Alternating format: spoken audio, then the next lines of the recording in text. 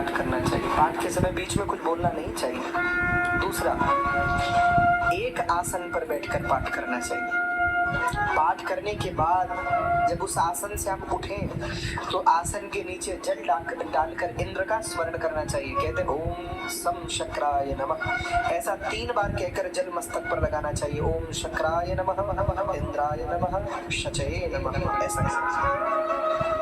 नहीं तो क्या होता है, कहते हैं जब पाठ करने के बाद बिना आसन के नीचे जल डाले इंद्र को प्रणाम किए आसन से उठते हैं, उनकी पूजा का आधा फल इंद्र ले जाते हैं। ये कर्मकांड की विधि है।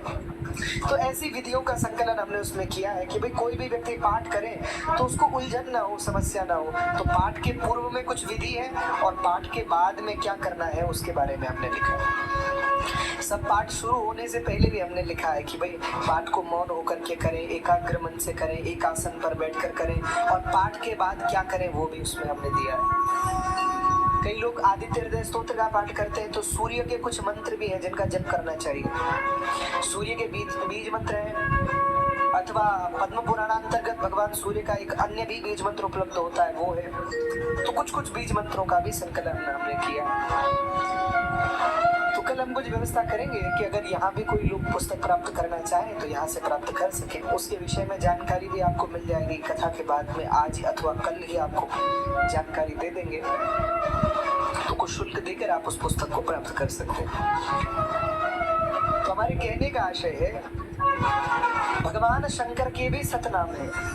और अभी महाराज जी जो दोबारा हमें पुस्तक का लोकार्पण अभी नहीं हुआ है, अभी वो पुस्तक तैयार हो रही है, उसमें हमने कुछ और स्तोत्रों का भी संग्रह किया है। जैसे यही शिव अष्टोत्तर शतनामावली, शिव जी के 108 नाम, भगवती जगदम्बिका के 108 नाम, दुर्गा अष्टोत्तर शतनामावली है आपकी दुर्गा सप्तशती की। ओम सदी साध्वी भवप्रीता भवानी भवमोचिनी आर्या दुर्गा दया साध्या त्रिनेत्रा शूलधारिणी। जो भी भगवती के नाम है उनको भी नाम का हम संग्रह करने का प्रयास कर रहे हैं। तो शिव जी के 108 नामों का पाठ करना चाहिए।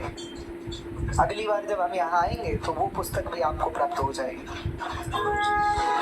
तो शिव जी के 108 नामों से भगवान शंकर का पूजन जरूर करें, अर्चन करें। नित्य नहीं कर सकते तो कम से कम सोमवार के दिन अवश्य करें।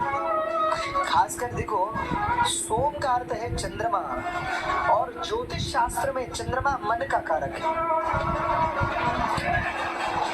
सोमवार के दिन भगवान शंकर का पूजन करने से मन शांति होती है। सोमवार के दिन भगवान शंकर के पास बैठकर इन 108 नामों से शिव जी का पूजन करने से व्यक्ति के हृदय को शांति मिलती है, विश्राम मिलता है। तो भगवान नारायण ने भी यही आज्ञा की है नारद जी को। तो यह नारद जी का